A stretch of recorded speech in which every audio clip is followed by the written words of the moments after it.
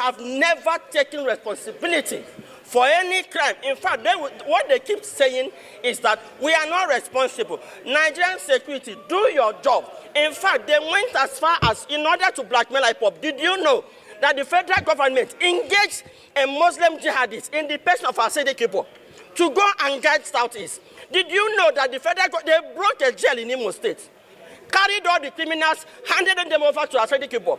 He recruited them and poured them in Imo State. Did you know that the Bubago outfit is the outfit that the federal government used to carry out jihad in Imo State? And now what they were doing is that when they caged the media in Imo State, because when I confronted the media, why don't you report what is happening? They said they are caged, that they will only wait until the police release their report. It is based on the police report that they will write their own report. They caged it. They will perpetrate this act. The next thing you will hear is IPOB. Now, who are these IPOB? You say IPOB. IPOB say it is not us.